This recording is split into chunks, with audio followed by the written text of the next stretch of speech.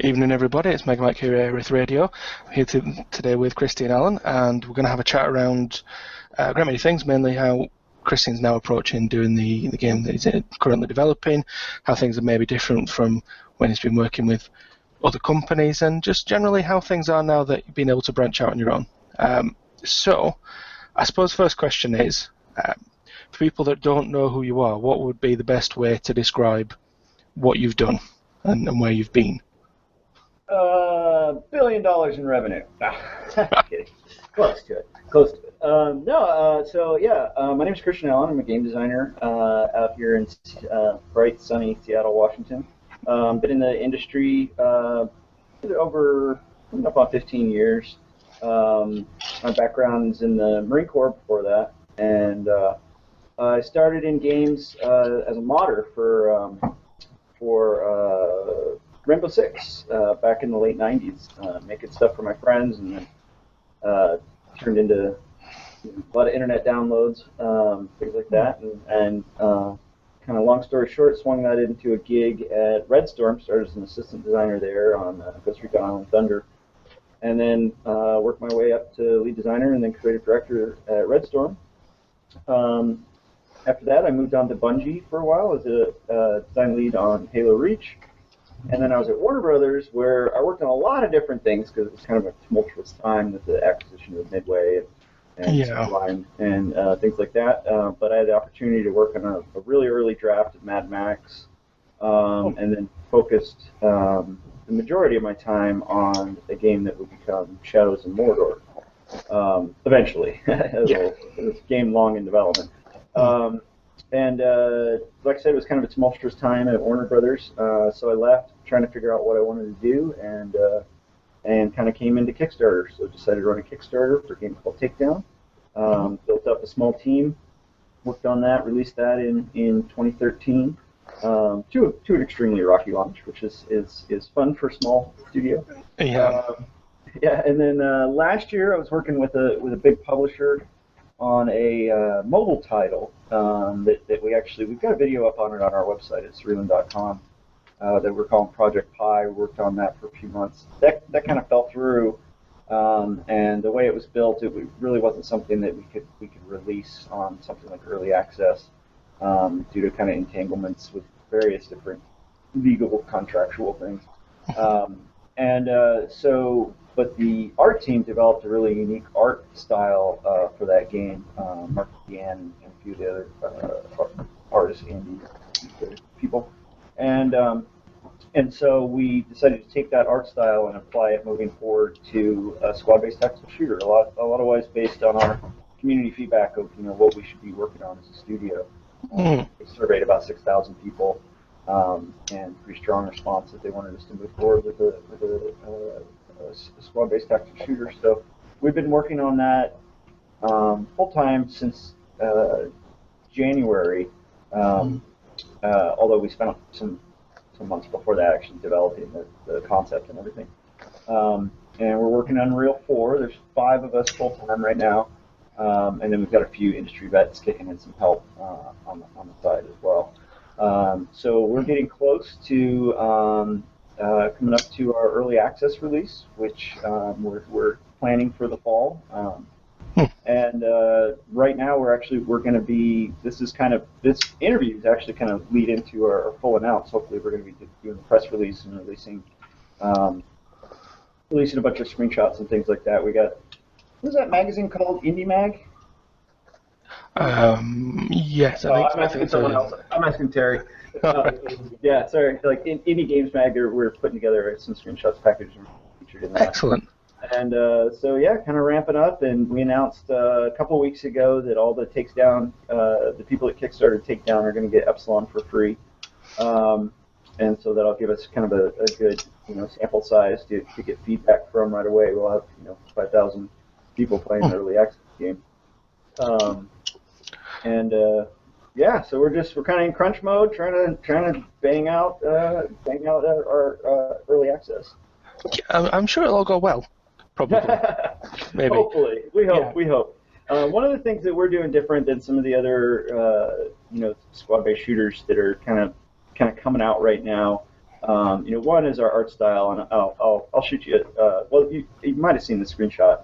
But we're going for a very hyper modern kind of anime-ish inspired art style, very clean, very crisp.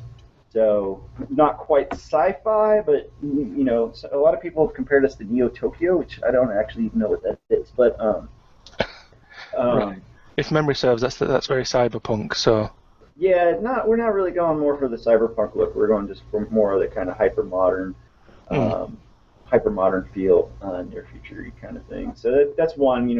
Most of the other guys are going for the brown, modern combat, look and feel. Browns and greens. And, yeah, browns and greens. But the other difference is, especially in early access, is that we're actually focused on the single player experience first. We plan to build, a solid single player replayable experience, and then build from there, moving to co-op next, and leave multiplayer adversarial for down the line as we can get everything in. So we're not immediately just jumping into the adversarial multiplayer, which for a small dev team, it's good to focus on one thing. If you try to do too much at the same time, then you get a bunch of stuff that's not as good, not as polished. And two, it's just such a crowded market right now that we'd rather build up and have a really core good experience and then slowly add features to it via early access. I'd say that makes a lot of sense. My understanding is that a lot of the teams just build everything together and then focus on what they can do with multiplayer. And that's a common complaint. A lot of people say, "Oh, Call of Duty is only focused on the multiplayer. There's no story. There's no game in the single player." So I suppose that would be one of the things that you guys are looking at completely differently to everyone else. So I suppose the real question here is, what else are we looking at from you guys that's going to be different? How else is the gameplay going to be a different thing from what we're used to?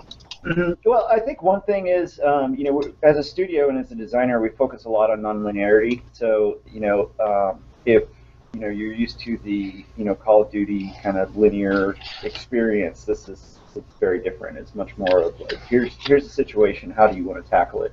One of the differences, though, between Takedown, which also focused on nonlinearity, is one of our focus on Takedown was on the super hardcore. And so, one of our kind of points was like, we don't handhold you or give you information and you figure it out. Well, this time we are doing a little bit of handholding with showing you where things are and giving you tactical tools, vision modes, and things like that to see enemies and find enemies, and keep track of where your squad is, keep track of where the objectives are. And I kind of call it a hybrid stealth action shooter because what we do, we're building stealth elements, but not like a Splinter Cell thief stealth elements. More of hey, let's be stealthy for part of the mission until we can get our guys in position to save the hostage. Because if we just start going in with guns blazing, they're gonna smoke the hostage. You're gonna lose the mission. Things like that, and tripwires, and then vision modes that can see the tripwires, and vision modes to see through walls. But some of the bad guys have jammers that makes them invisible when you're using the vision mode, so then they shoot you and things like that. So, are we looking at something that's going to end up being, the reference they use is sort of Twitch gaming, or are we looking at something that we're going to have to think about, plan through, and then take action? Yeah, exactly. And we're building that into the core user experience. So the very first thing that you do is we have a small story cinematic. It's done in comic book style. It's penned by Craig Gilmore, who's also worked with. He used to be a storyboard artist for Ghost Recon, but since then he's worked for Marvel, DC, The Walking Dead. He's got his own comic book coming out, and so the story stuff is presented that way. Which is pretty cool, and it's kind of focused on. There's a lot of Clancy-ish, the rise of fascism and the global oligarchy in Eastern Europe and stuff like that. Really inspired by the events in Eastern Europe this past year. Anyway, so once you're kind of past that, then you're in planning phase, and so you're looking at a map, and it's pretty cool because it's all real time. So you're actually monitoring their security systems real time. So you're looking through the security cameras, and you can tag enemies, and you can watch them and see where their patrol patterns are and where they're going and where they're not. And try to find out where the hostages are. Sometimes you can see the hostages, sometimes you can't. And then you go into equipment phase where you choose your loadout for your team. What weapons you want to take, and do you want to go lethal, non-lethal. Although we don't have the non-lethal stuff quite worked out yet. It's a little broken. But and then you execute the mission, and then you get scored based on your execution of the mission. So your mission time, your accuracy. Did squad mates get killed? And there's obviously there's fail states, like the hostages get smoked or if you get smoked.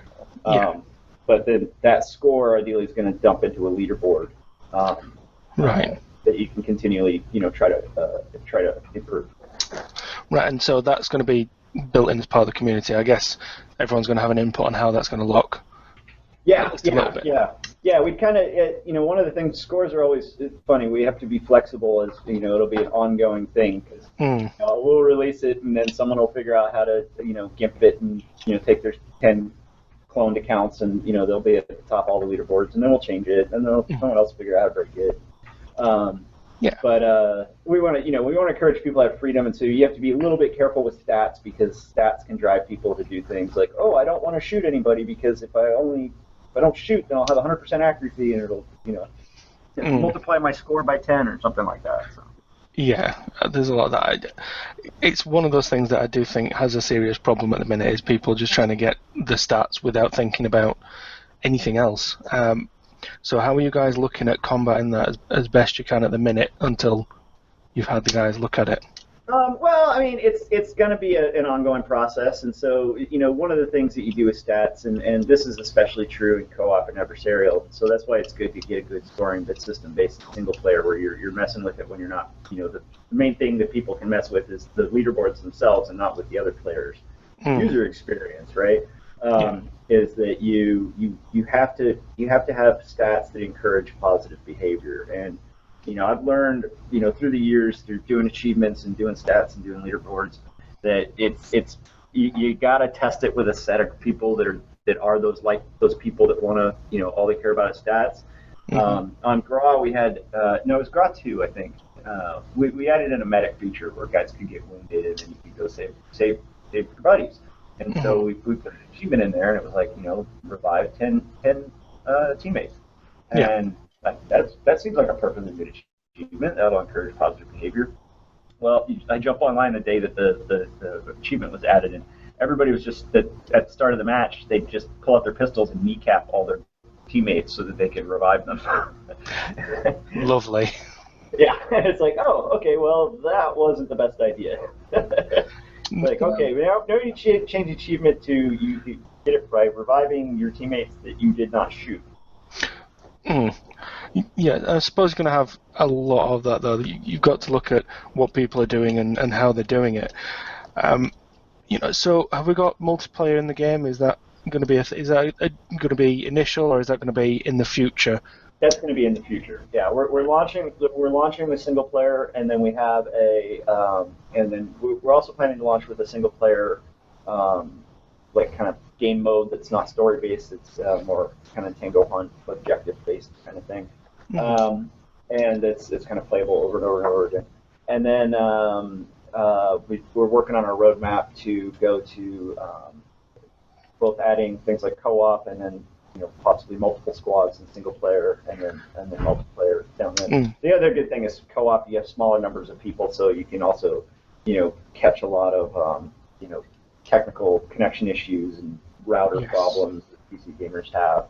I was actually really surprised in our last game how few PC gamers these days know how to configure a router. It's like that was like one of our biggest problems was we had some problems with Unreal. And it was the same problem that Unreal Tournament have had in the past, and it's like, really, you don't know how to configure a router these days? I guess more people are just playing on laptops and PCs out of the box, and they don't mess with them, and if it doesn't work, it's the software's fault. You would be surprised, and with the rise of Steam machines, of course, we may see a lot more of that. Steam machines, I'm told, are very simple. So yeah. Well, at least with that, then you've got more lockdown.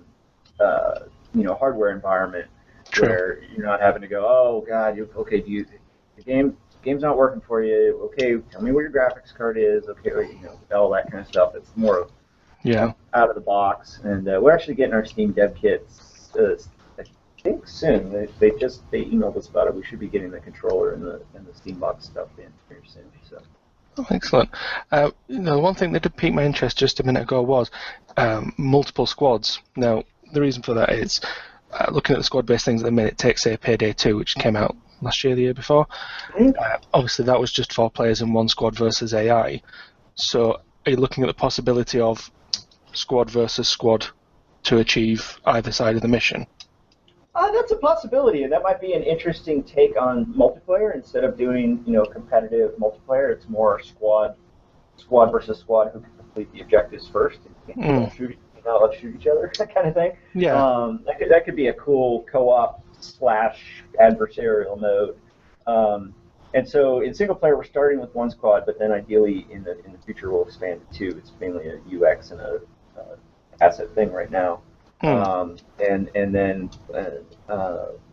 then see what kind of co-op modes we want to do. I mean, once you add the backbone functionality for co-op, it's fun to add different various modes for them.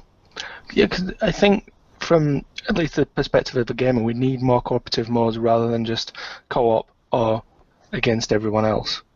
Yeah. And I personally, I've always loved co-op. That's my favorite type of gaming, is co-op gaming.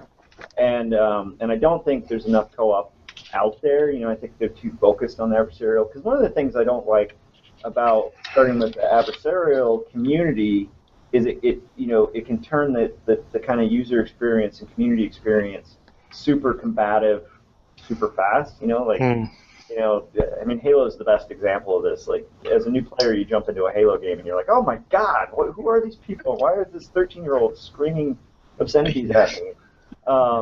Whereas, you jumped into the Left 4 Dead, and except for a few griefers, people are generally pretty helpful. It's just a different user experience to, when they jump into a game.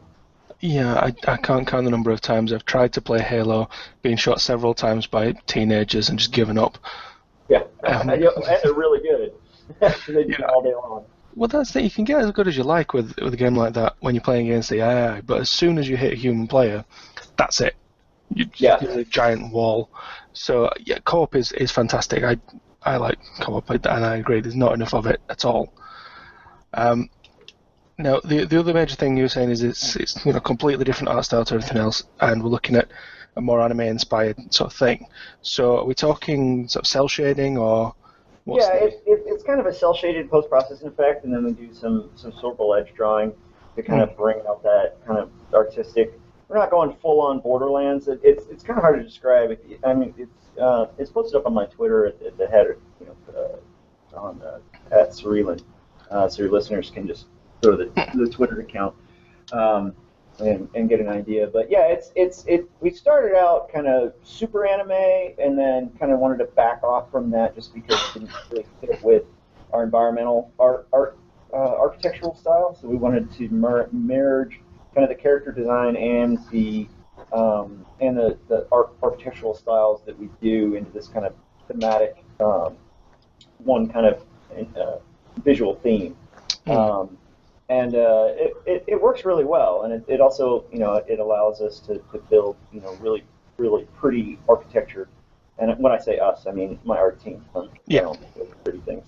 I'm a designer scripter, and it's fun picking out the hyper modern weapons, and we still use all real world weapons, but we get the really sleek looking ones. Right. Versus standard. It was funny, just on the forums today, we released kind of our initial weapons list. And the guys were like, "Thank God it's not just more M4s and MP5s that every other game does." Yeah. I'm a big gun guy, so I can go out and find the unique bullpup Sega shotgun stocks that people make, and make real guns that have fun, cool new guns that aren't the standard guns that are in every goddamn game. Well, yeah, again, that's one thing I do kind of get bored with. You end up with the same thing every game. You've got some sort of SA-80, an M16, an MP5, and that's it. Maybe a shotgun if you're lucky, and you've always got a 9mm pistol. Yep. So, when we're looking at your game, I assume there's going to be, from the sounds of things, a boatload of guns. Eventually, we're starting with a small core suite of weapons just to make sure that we get the balance right and get those in and the customizable features and options on them. And then we'll be rapidly. The idea is once we got on early access, we've got a suite of kind of guns that are built but not balanced yet, and kind of still need audio paths and stuff like that. And so we can very rapidly kind of ask the community, hey, which one of these do you want next week? Okay, let's we'll get this one polished up. Okay, which one do you guys want next week? And just keep doing that. Now, are we looking at customizable guns, or are we just giving people the choice of whichever weapons they want to bring? Kind of in the middle. Like you can customize your optic, and some of the weapons have like variable lengths and different stocks that you can choose. And so there'll be various different options for the different weapons where it's appropriate.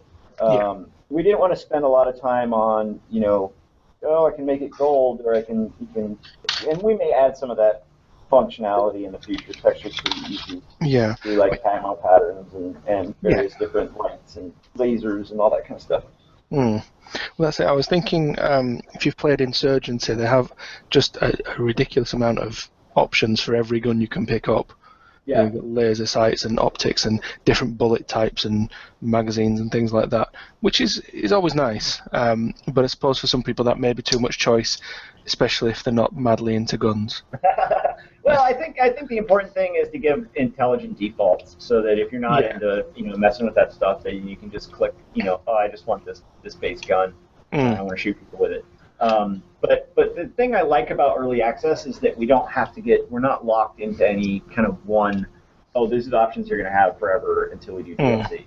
It's more of, you guys really want lasers? Okay, well instead of a weapon this week, then we'll make a laser and make it available for all the weapons. We can be flexible that way and add the content in that the community kind of wants, and just build this game together with the community. One of the things I learned on Takedown was when you're a digital title, it's stupid to treat your game like a retail release. Build all the features and then ship it, and then fix bugs. It's like, no, okay, we can fix bugs, but let's release a small product at a lower price point that people feel like they're getting value for. And then as that product gets bigger and gets more options, it gets more things, that price point goes up. And so you commiserate with the value that the player is getting. And then be transparent with the community of, hey, this is what's going to happen. Like, you are not going to have co-op right now, but it's this price point. But in 2 months, we plan to add co-op when we, maybe when we sell this amount of units, we can add co-op, and then the prices will go up. That's our current plan. Planetary Annihilation did something similar, and there's been a few games that have done that. Well, the one that comes to mind at the minute is Frontier and what they're doing over at Elite Dangerous. They're constantly interacting with the community about how can we make this better, what can we do, what do you want to see. And I think you guys are doing much the same thing. And again, we think that's brilliant over here, because there aren't many developers that are willing to sit and talk to the community that much. Yeah, I mean, it's always been kind of our ethos as a company, and where we've had problems with the gaming community was when we didn't do that, or when, say, a publisher, now we're completely independent, we're completely self-funded, and we're doing our own thing, so we don't have to worry about a publisher. But we ran into challenges, when we let the publisher manage the Steam community, and we managed our community, and they managed the same community, and there was a huge, and I'm like, we go over to Steam, and we're like, what are you saying to these people? Why are you telling them that they're wrong? No, they're not wrong. No, we want to fix this, that kind of thing. And so it's hard to be transparent when things aren't going like you like, but it's still very important. And I mean, I came from the community. I was in the modding community and the fan community, and so when I was on Ghost Recon, I was kind of the community face of Ghost Recon, and then when I was at Halo, I jumped in and spent a lot of time in the community forums at Bungie.net, and then when I was working on Lord of the Rings, even though they didn't know it, I was actually at Lotro.net, like reading what what Lord of the Rings fans were interested in, and it's an important thing. You can have a creative vision that you want to execute on, but if you can truly interact with the community and not just do a bunch of community PR bullshit that most publishers do, then they become your advocate, and they feel like they're part of the team.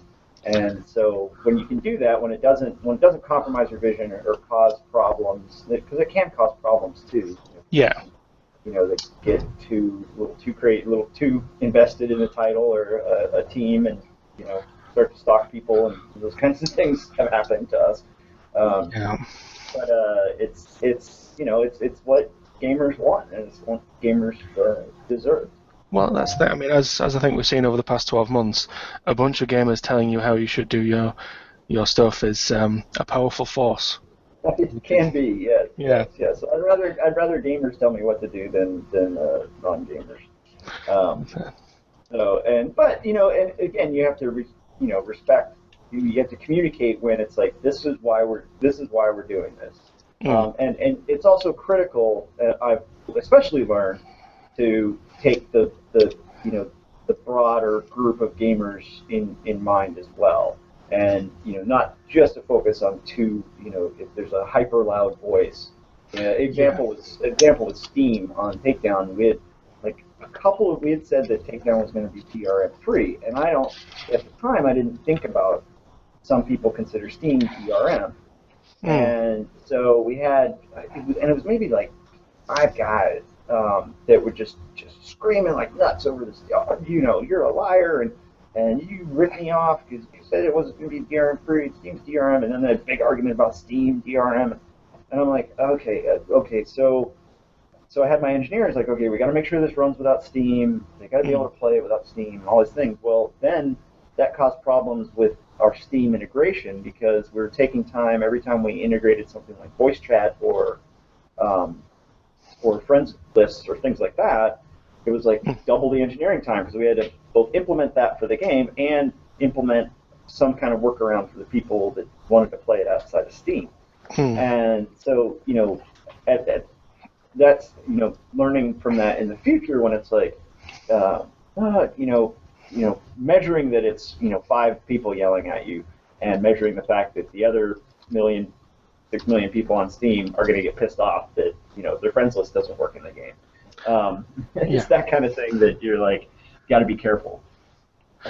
Yeah, well, that's the thing. It's, I suppose, balancing the needs of the community versus the needs of the loud people in the community.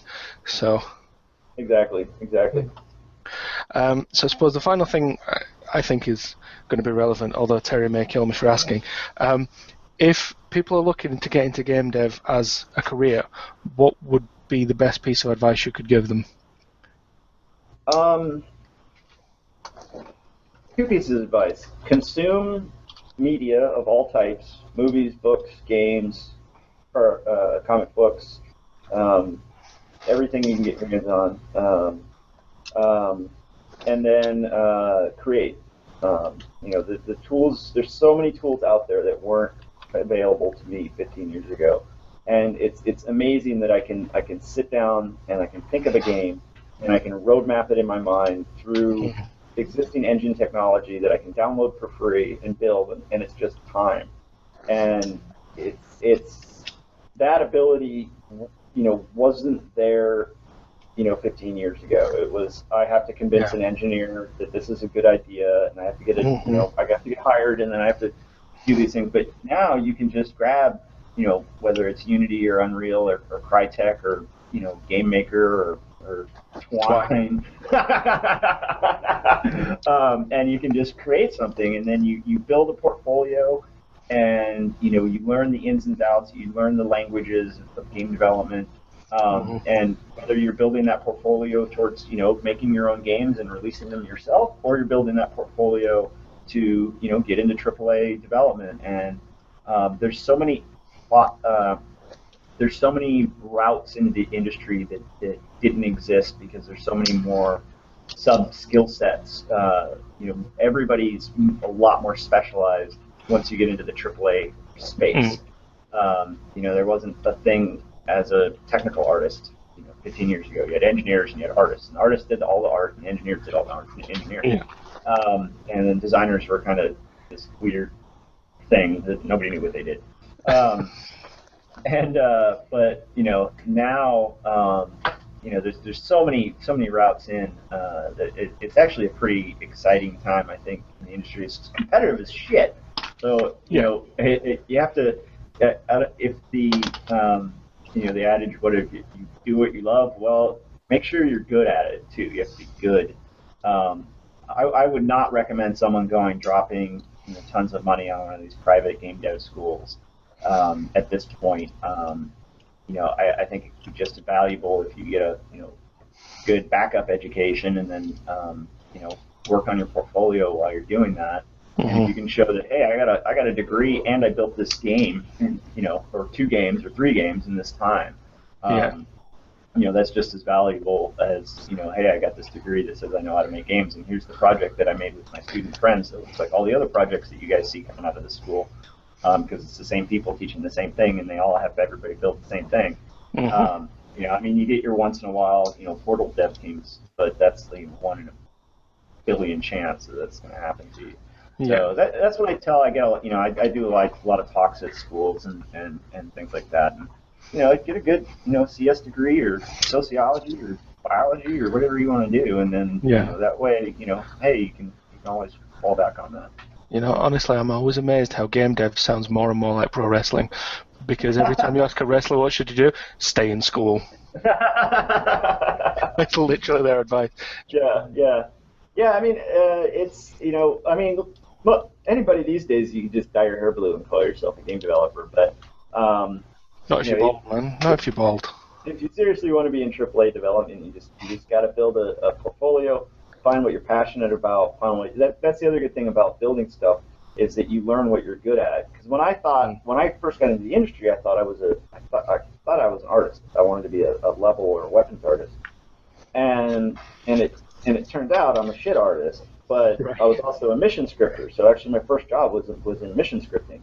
And when Redstorm called me up and they said, well, you didn't get the 3D artist job because your portfolio sucks, but these missions that you made were great, and so we want to hire you as a mission designer. And I was like, a mission scripter. And I was like, that's a thing? Like, that's my whole job, is I just script the missions? I don't have to build all the art and stuff? And they're like, yeah, it's the whole job. And I'm like, holy shit!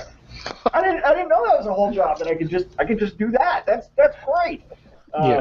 And so that's the other thing, is educating yourself about the industry, getting to GDC, talking to people, learning about the different roles and routes that you can go, and be prepared to get turned down a lot and fail all over the place. And it's a rocky road in game development. There's ups and downs, and studios crumble, and people get laid off, and you have financial disasters, and people tell you to go kill yourself, and you grow a great thick skin over time.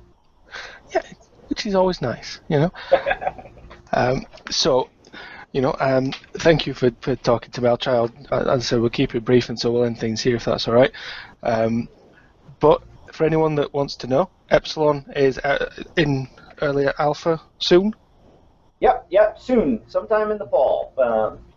As things go, we're hoping to be able to show it at PAX. I'm working with a company right now that I'm hoping is going to give space at their booth. My fingers are crossed. I can't say who they are. But either way, I'll probably go and just demo the game for random people. I don't know. Yeah. Oh, I have this monster Asus laptop that I lug around that weighs like 15 pounds, and so big you can't even open it on an airplane. So I'll probably be at PAX, but people can check it out at Serellan.com, which is Serellan. That's our company website. We've got forums there if you want to interact. You can follow us at Twitter at Epsilon the Game. My personal Twitter, if you want, is at Serellan. Right now we're doing Feature Fridays. This interview will probably be our Feature Friday for that, and we post it up on our forums and kind of just pick a feature and go over it as they kind of come available. And we're always looking for input and feedback. And there's a lot of people that kind of are really surprised by that. And it's like, no, this is you guys are the ones buying this, so I hope. Yeah. And so yeah. So, the final thing, buy the